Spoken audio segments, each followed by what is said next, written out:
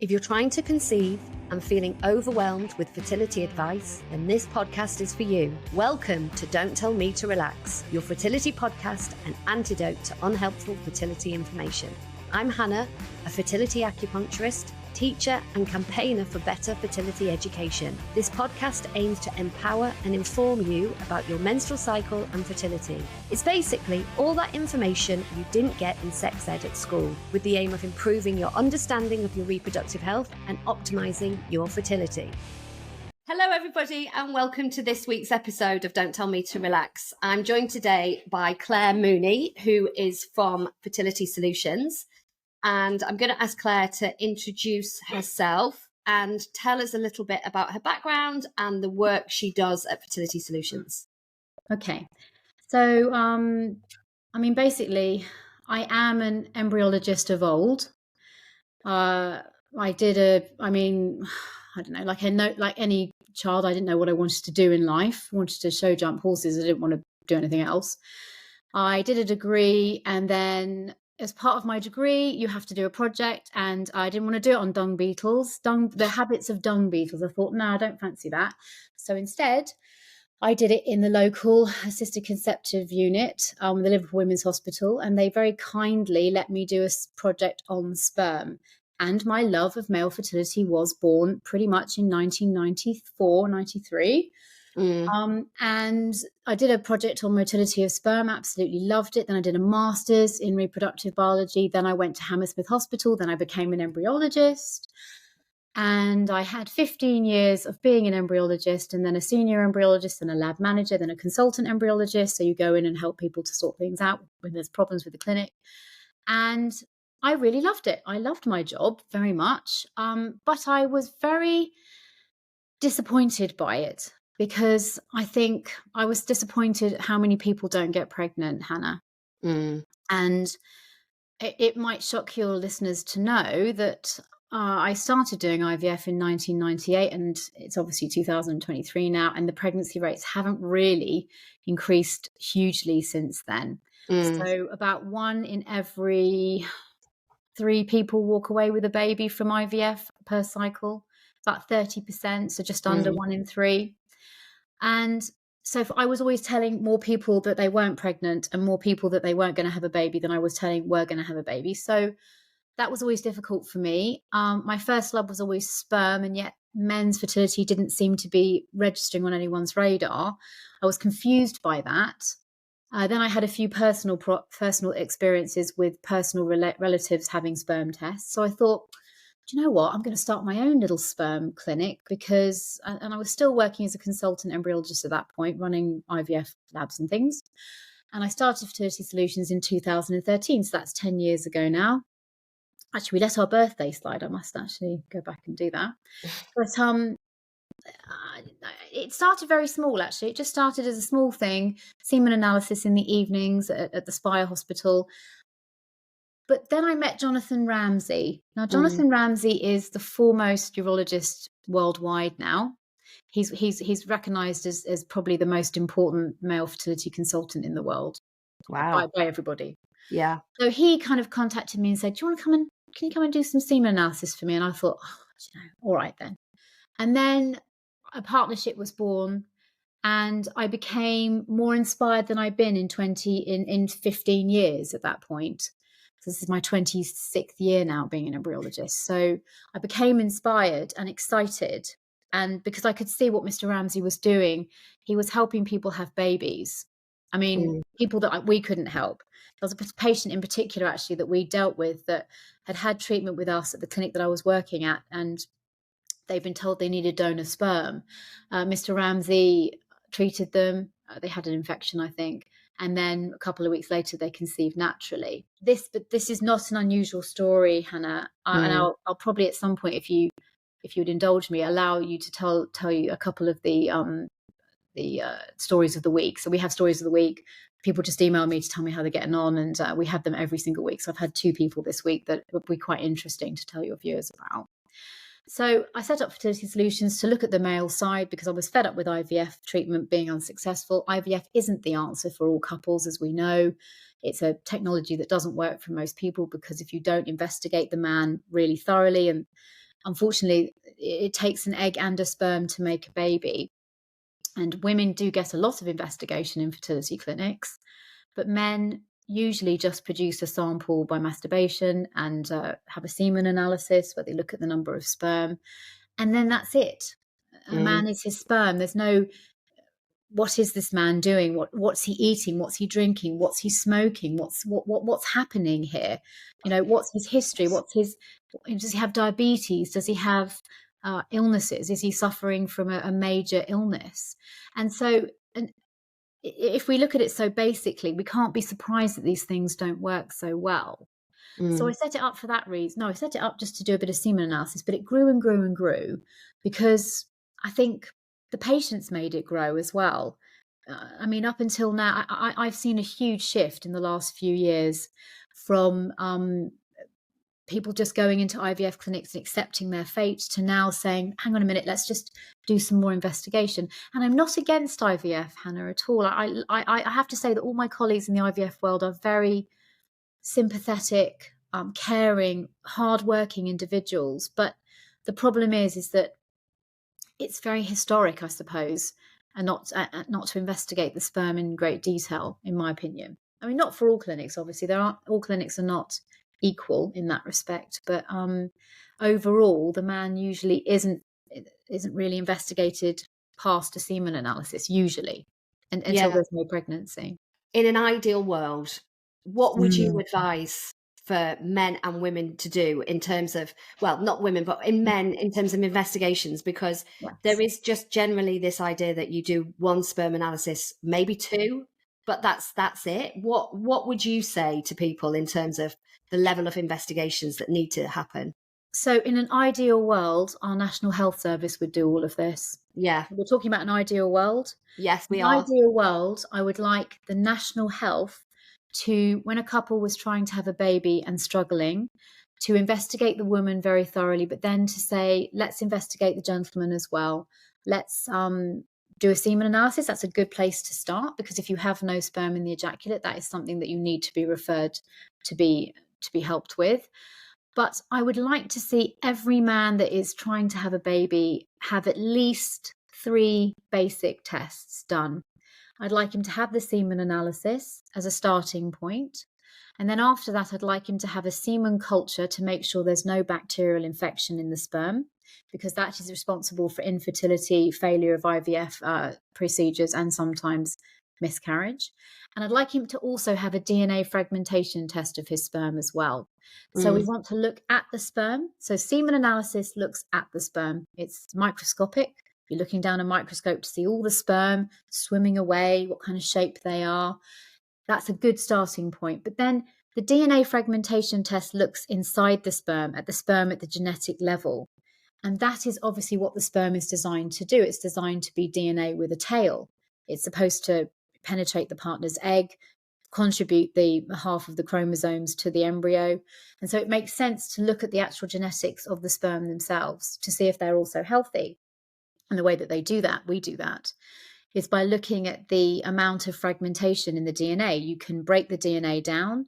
DNA looks like it's made up of 4 proteins, like little discs held Mm. together in a rope. It looks like a rope, basically. And what we're looking at is all the fraying of the rope. That's how I analogize it to my patients. The fraying of the rope.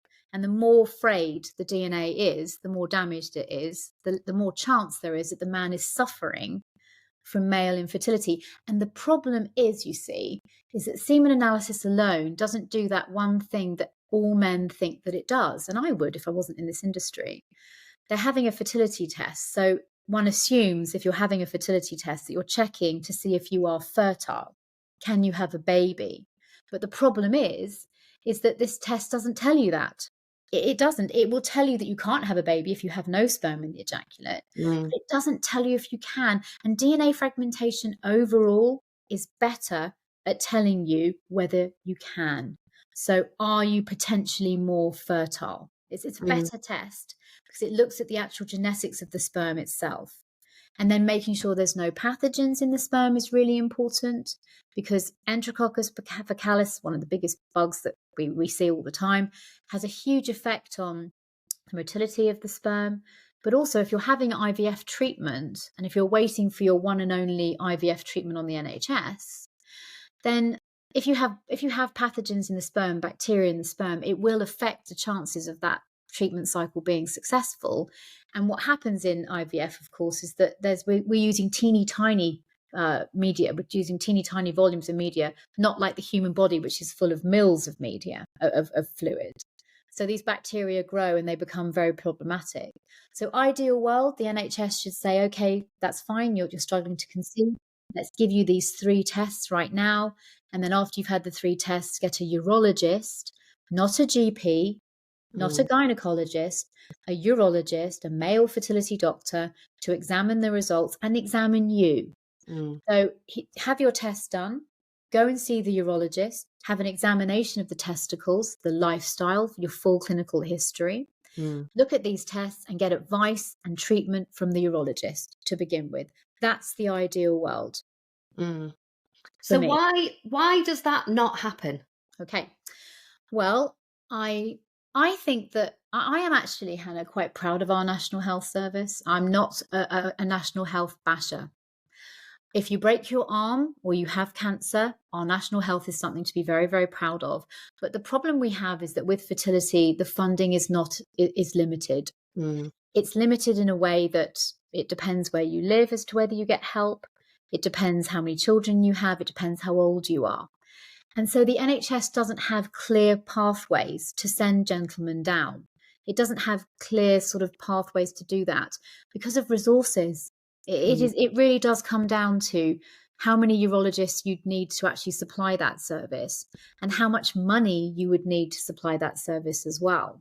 Because a DNA fragmentation test is a much more expensive test than a semen analysis, as is a semen culture.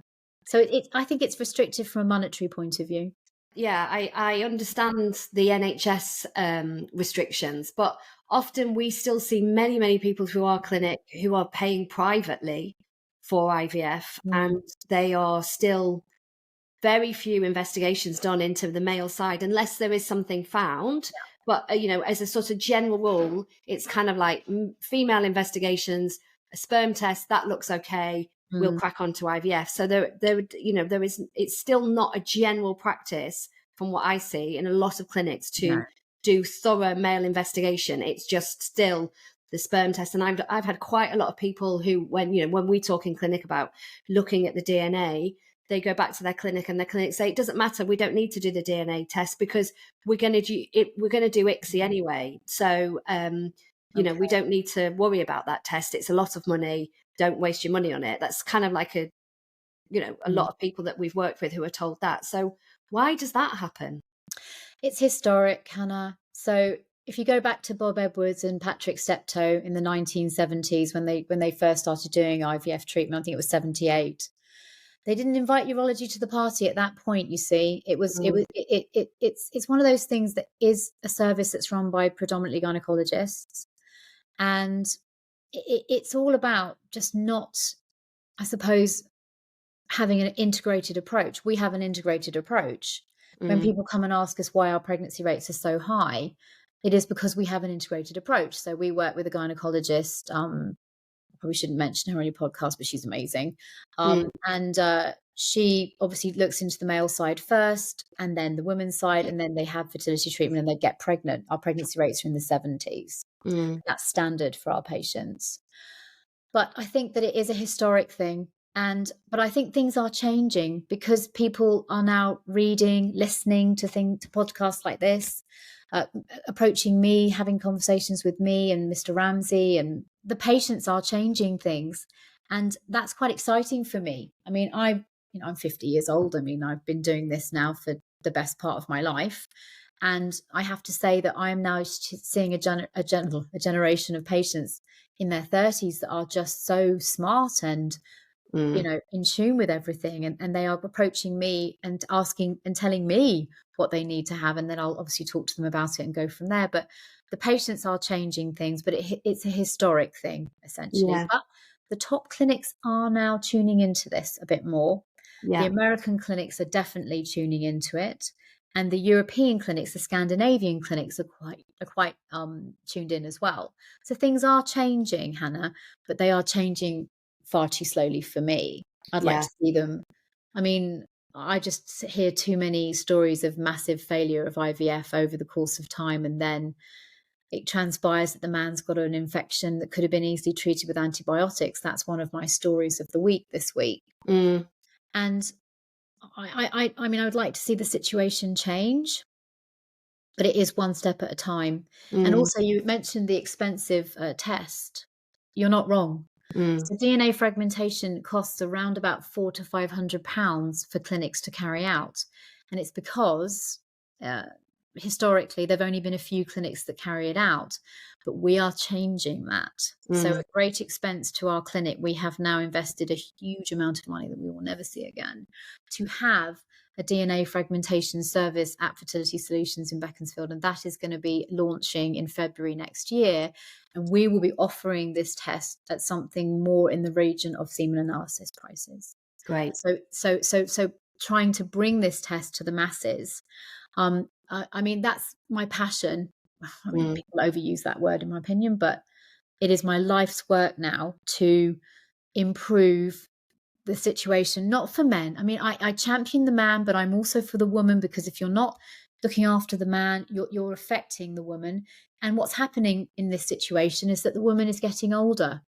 And we know that it gets much harder to have a baby in your late 30s and early 40s.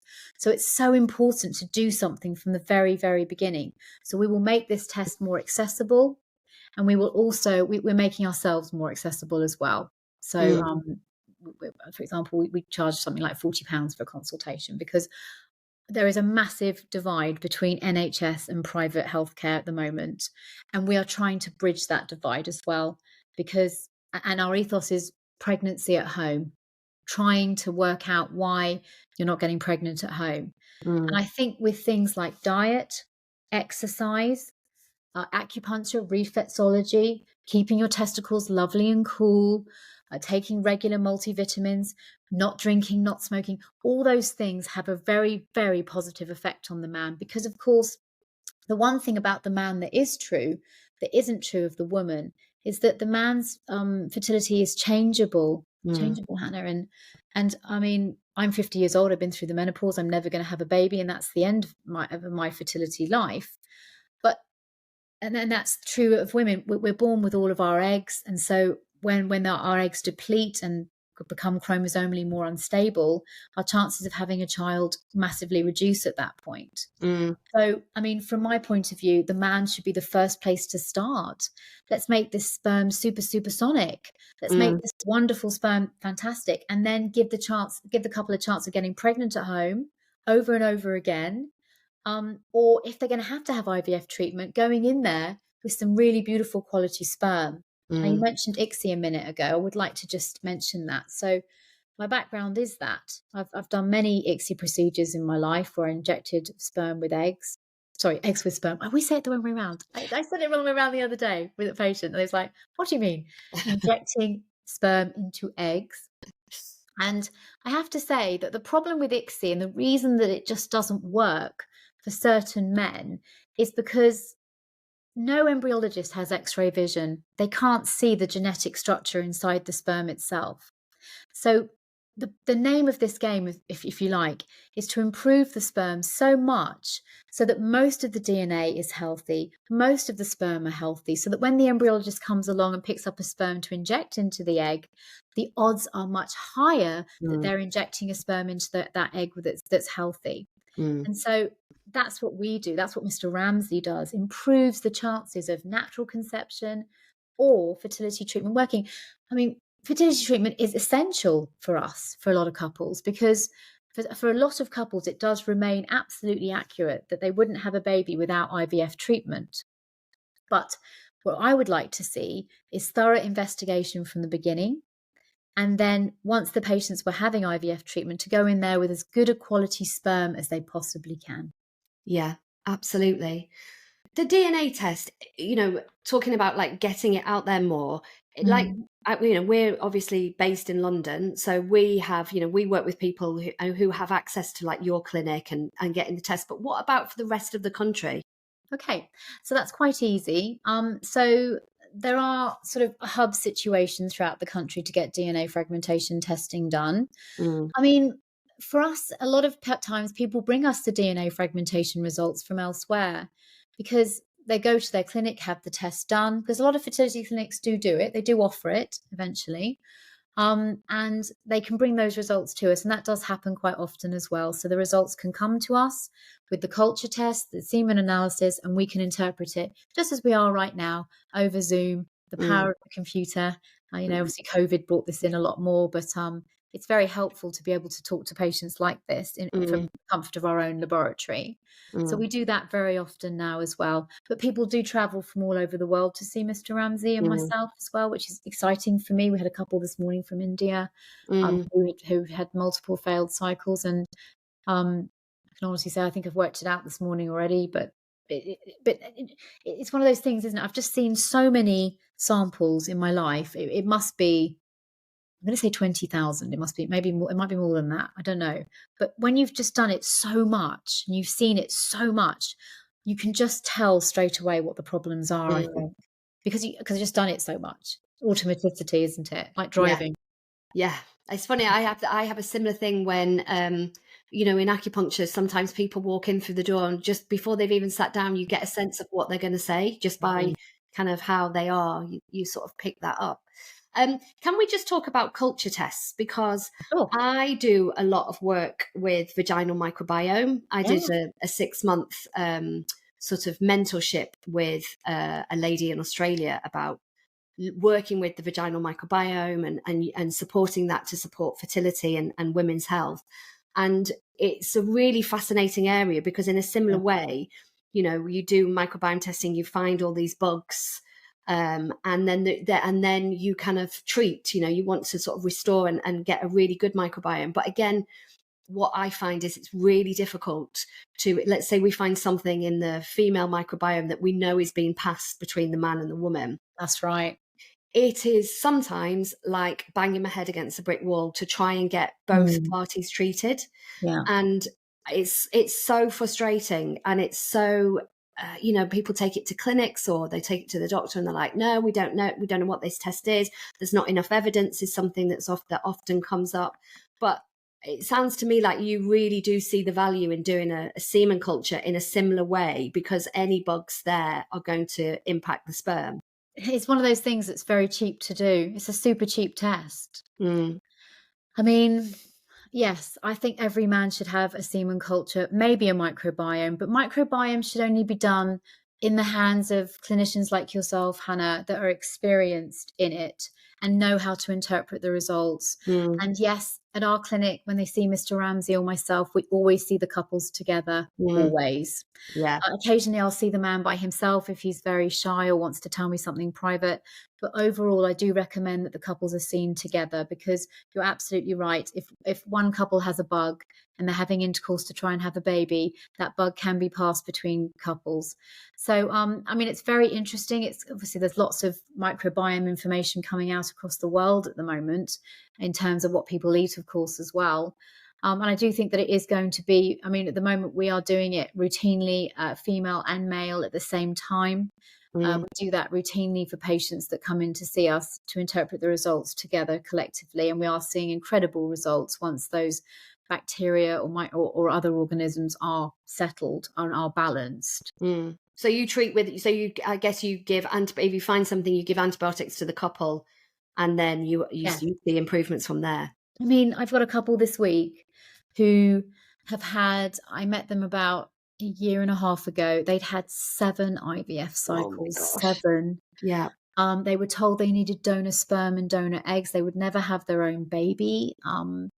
And uh, we saw the lovely gentleman. It was very clear to me as soon as I looked down the microscope that this was an infection. The sperm Mm, was low, and there was many white blood cells in the sample. So we sent it off for culture. It was Enterococcus faecalis, which it usually is.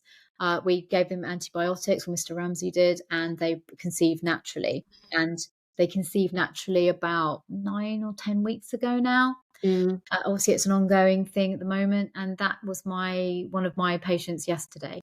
And mm, that is not unusual. That is not something that I don't hear often. mm, We had another patient who had, I think they had a vasectomy and then they had a reversal, and unfortunately, that does create problems of bugs in sperm as well. And again, it's failed IVF cycle elsewhere. Usually, the cycles are failing because the eggs are not fertilizing or the embryos are not developing, and then they're not implanting. And I think that bugs in semen, you can also have a normal DNA fragmentation test and have lots of bugs in this semen.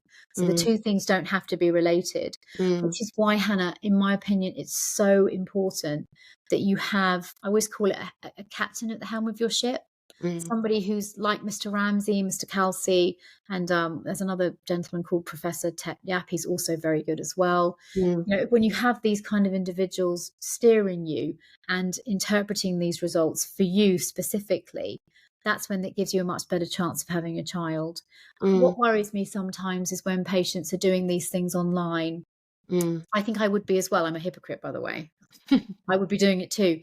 But I think when people are ordering lots of different tests online themselves from companies that do that, um, mm, I think that can get you in a real muddle if you're not mm, careful, because the data actually is so different depending on um, the couple's circumstances, mm, the female partner's age, their history together, their clinical history. So whether they're suffering from other illnesses or problems. mm, So I really do feel that the answer to all of this is to get a urologist in every single fertility clinic in the country that specializes in fertility, that the man just goes to see, regardless of the cause of infertility, regardless of the semen analysis results. mm, We just need to get urologists in every clinic, and that will be so helpful, I mm. think. So, in your opinion, I guess, investigating thoroughly is important regardless. So, for Oh, it's example, essential. yeah, so because Mm. lots of people are told if they've done one sperm analysis and it's okay, then no more needs to be done. But I guess what you're saying is that we shouldn't always take that as we should always properly investigate and then move on, rather than just do one sperm test and say, oh, that's okay. So we sort of give the sperm a tick and that's it. You're sort of saying, regardless of that, it all needs to be investigated, because you never know, do you? Like, you can have a normal sperm test and still have high levels of DNA fragmentation.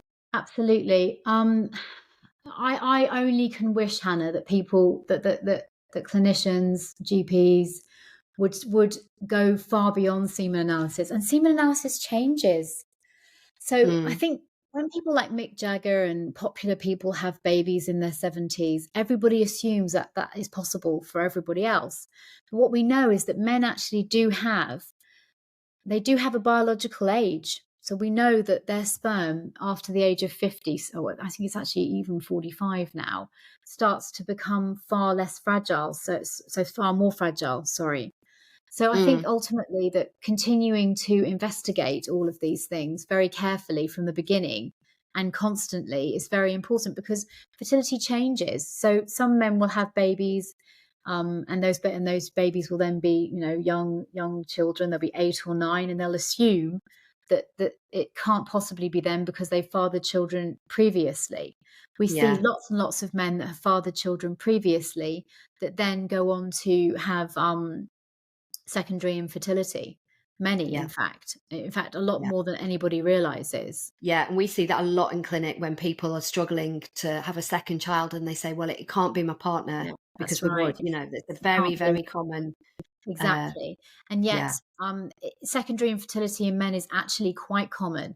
There are some very sort of interesting sort of products now for men that do cause me a lot of concern. Like there's hair growth products and bodybuilding products. Obviously, we see a lot of bodybuilders that are using steroids, using all kinds of medications to make themselves stronger and more sort of proficient in their professions. And I have to say that we see a lot of people that are struggling to have babies secondary Mm, if they obviously do this, because we have so many people that have a child and then 2 or 3 years later they want to have another child and then they can't conceive, and they assume it's a female issue because mm, all of the information on the internet would lead you to believe that it is. But a lot of the times it isn't, because men can obviously suffer from illnesses. They can get Mm. diabetes that will then affect their sperm. They can have infections, obstructions. They can have, as I say, there are lots of products that people are using now. There's a particular product I probably shouldn't mention online, but you know, it is now associated. You rub it into your hair, and it Mm. can affect your fertility. So the issue is that it should always be, you know, I always analogize it to this, Hannah. Imagine you go to your GP and your heart is beating a bit too fast, or you feel palpitations, or you're getting chest pain. Your GP just wouldn't just do a quick blood test and then tell you you're probably fine. Mm. They wouldn't do, and obviously, to extend the analogy, they wouldn't give you a heart transplant, so they wouldn't give you IVF treatment. So Mm. all they would do is send you to see a cardiologist. The cardiologist would investigate you, work out why your heart is doing that, give you medication, and make you feel better. And the same thing needs to happen for men. Mm. My fertility's not quite right, doctor. Can you help me? Yes, sir. We'll investigate you. We'll give you all the tests. We'll do all of the assessments for you. We'll look at your testicles. We'll help you to get more fertile and improve you. Now, I'm seeing a lot of young men in their 20s, actually, interestingly, not 30s, but in their 20s, that are now coming to me to check their fertility for later life. And Mm. we're seeing a lot more people that are freezing their sperm now to preserve their fertility again for later life. So that's quite interesting, because Mm. men now research that if they're going to take testosterone, please don't do it, by the way, viewers, absolutely don't do it. But if they're going to do something like that, they want to freeze their sperm first and preserve their fertility. I think Mm. the internet is a powerful tool. Obviously, it can be quite misleading at times with information, but also it's been quite, I mean, social media as well has been quite a powerful tool in this, because it gets people talking. Mm. I mean, you're always going to have trouble with men's fertility, because sadly, a lot of people associate low sperm counts with masculinity.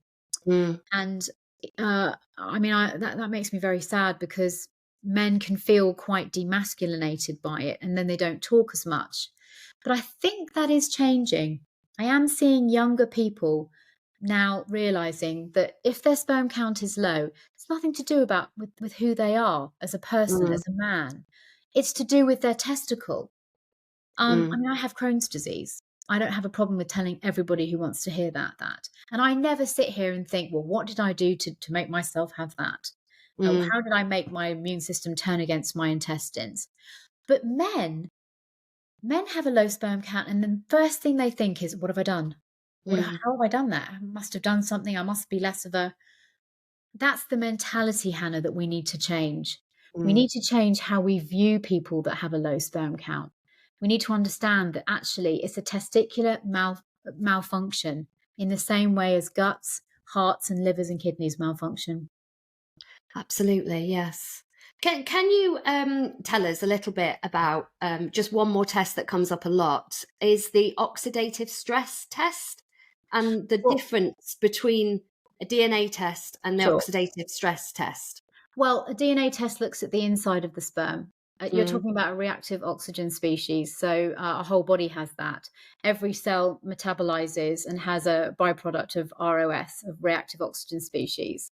When they're high and they're not being eliminated by the sperm or by the surrounding cells, then they can cause damage to the DNA at that point. But I certainly would probably not do that as a first line test. That would be a test that I would definitely allow to be in the hands of a urologist, Mm. because ultimately I think that test should be done after DNA fragmentation testing and after Right. semen analysis and semen culture, because then you're looking for more specific causes of infertility. And I think that test then comes into this. Then you're looking more at the diet, exercise, environmental agents.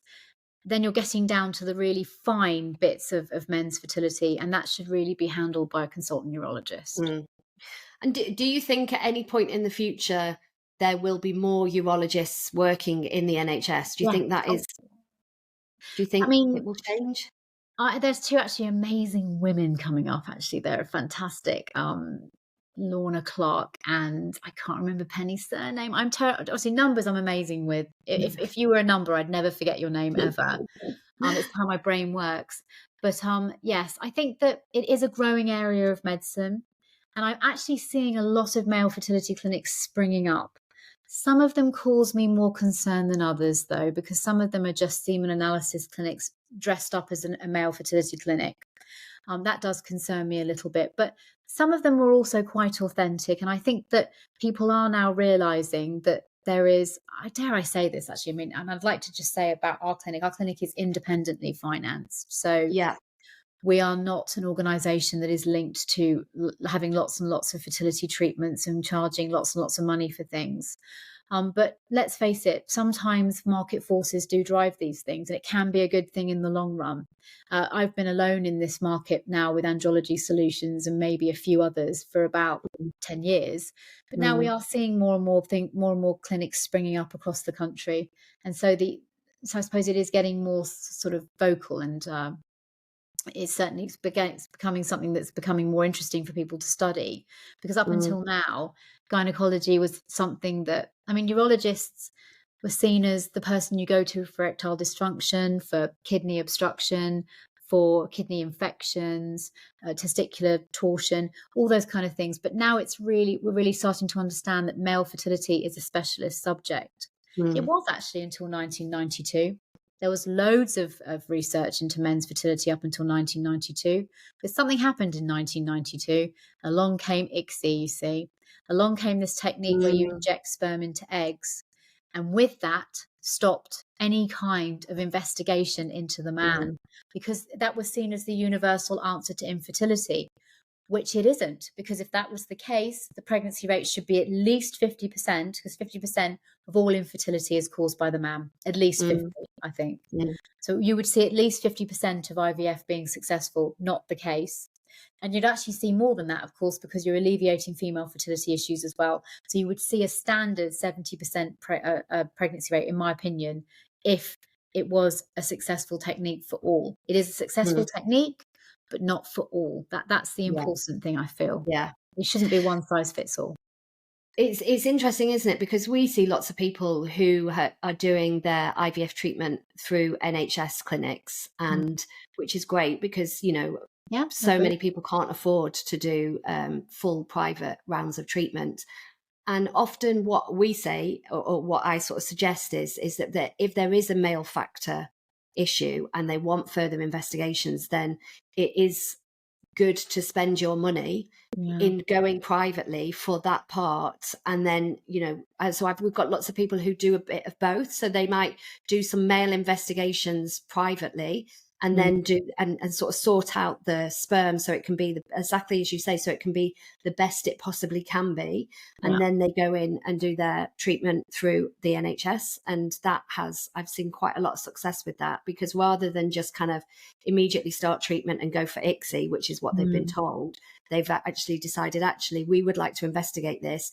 You can't do it, so we're going to go and do that privately. And I think that is quite a good way of kind of combining things. I mean, I agree with you. I think that a period of at least 3 to 6 months of preparation for these techniques is good, because all sperm are 90 days old, so they take 90 days to improve. I think that if I was giving a patient advice, and we always try and adhere to natural conception, I would say to the patients, live like a monk for 3 months, see a nutritionist, see an acupuncturist, look at your lifestyle, really improve it as much as possible, take supplements, do it for 3 months, and Mm. then test your DNA fragmentation levels, test your semen analysis, test your culture, test your fragmentation. Get and know what your baseline is for when you're living extremely healthily. So your Mm. cells, your sperm, have a good as chance as any to be as healthy as they possibly can be. Now, if you then come back with abnormal results at that point, you need to see a urologist before you go for Mm. your IVF cycle on the NHS. Great advice. So you can see people, doesn't matter where people are in the Oh, country, no. Yeah. you can help them get the tests done and, steer them in the right direction. Is that right? All day Sunday. So what's tomorrow? Sunday. All I'm going to be doing tomorrow, Hannah, is one consultation after another Wow. for 40 quid to Yeah. say, right, what's going on? Show me what's happened. Show me your results. Show me your sperm test results. Okay, you now need to do this, this, and this. Do this, do that, and now get to the top of the list. Because there's also, of course, ways to navigate all of this as well, which we want to Yeah. help people to do. Now, Absolutely. because we're independent, you see, we don't have to rely on anything. We just want the best for our patients. Obviously that sounds fluffy, but it's totally how I feel Yeah. because, I mean, Fertility Solutions is a total vocation for me, for all of my team. And yeah, tomorrow I will spend all of my day. I do have a life, I've got a family. They'll have to wait until the afternoon. But we do that because I want to make it accessible for the round of price of a round of drinks. I want to make it accessible Mm. to patients. And so we do that. And we do it from all over the world, all over the country. And it's a privilege to do it because it's very sensitive information that people are telling you. And I Mm. think that, it's a privilege to have that Mm. information that they're prepared to give you because it's very, very personal. So people can just book those appointments online, or do they do that through your website, Oh, or we've do they? hidden it. We've hidden it, Hannah, Well, because we did have it on the website, like in the top bit, and I was like, yeah, "Ooh, okay, I'm gonna get divorced. I've been married for 20 years, but this might be over now because I never see him anymore." yeah. It is, yes. I mean, yes, you can. I joke, but it's at the very bottom of our website. Uh, I think there's a picture of me from 2011 before I got really tired. But yes, yes, you can book it. I think it's Okay. Wednesday evening. It's Sunday, Wednesday evenings, and Saturday mornings. Wow. You are a hard-working person. So are you, though. Come on, Saturday podcast. It's been so fun, but I just want to scream it from the rooftops. And I don't know. I think, as I say, I think things are changing. I feel the winds of change. People are Yeah, checking their fertility before they're trying. Now, that's only happened in the last 4 years. Up yeah. until then, I didn't see a single patient up until 2019 that wasn't trying or hadn't been trying for a year. I didn't see them. But Mm. now it's a regular thing. Next week, we're seeing, I don't know how many people we're actually seeing, but 5 of them are just checking their fertility Yeah, potential. And I do think it's a good idea. I do, yeah, because we're all having children later in life. Our yeah, bodies haven't changed, and we're having children later. It's harder to have children when you're older. And I do think getting it checked early is definitely what I would advise everybody to do. The yeah. waiting for a year thing, that's based on a very old bit of data from the 1980s when the age of the first child was about 24. Now the age of the first child is 30. So Mm. that's a huge difference in terms of fertility. So I Mm. would only wait 6 months for your viewers. I would say 6 months and then get some tests done. Yeah. Yeah, that's what we talk about a lot, is this idea of information and education. And I think it is Mm. changing. It definitely feels like it, because people do come in so much more armed with information, and they know what they want and they know It's what they need to exciting, do. right? Yeah. I mean, Yeah. I'm not an I'm an old consultant, but I'm not old school. I Mm. think the power in the patient is it's information, as you say, and it's education from me as well. I can still learn from my patients, and I do Mm. all the time. Mm. And then I think that's very exciting because obviously a lot of patients that you speak to, they're very educated and they're reading lots and lots and lots, and I think that's a very good thing. But I think getting fragmentation out there to the masses will change things. Yeah. And if I can make it cheap enough, of course, Yeah. eventually I can sell it to Amazing. the NHS. When is it starting? Well, we're doing a massive validation, which is for a scientist geek like me. I just love it. But Mm. I think that we will start actually going in February, actually commercializing it and sort of sending it out to patients. Thank you so much, Claire, for coming You're on today. And on a Saturday afternoon, when you're working all weekend, I welcome. really, really appreciate it. And it's been really Cool. helpful. I know a lot of people will find this so interesting and We're really just good information. and we're happy to take calls. We have all of my admin team are very highly trained. That can be really frustrating, I think, when you call a fertility clinic and they just say, "Well, make an appointment, spend £300." Yeah. Well, Yeah. no, most people don't want to do that. So our admin team are all highly trained, and we'll just go through with you sort of whether we can help. Because some people, they get the test done, and we're like, we don't think this is a male side at all. We think this is probably more egg and sperm meeting. Mm. It's so beneficial, Hannah, because Mm. it eliminates things Yeah. through a sperm test. For a woman, you have to have a blood test, a scan, a laparoscopy, an AMH test. It's a sperm test that can really help to just say, look, we don't think this is male. I'll put all the details on, and then people can get in touch directly. But I really, Amazing. really appreciate your time this afternoon. Of So course. thanks again. So my If you've enjoyed listening to this and want to find out more, then come and join my free community in Facebook. We have loads of resources. You can catch up on all our previous webinars and be the first to know about forthcoming events. To sign up, just follow the link in the show notes. And if you'd like to work one-to-one with myself or one of the team, then please see our website, hannahperm.com, where you can book in directly or organise a discovery call to find out how we can support your fertility and your reproductive health.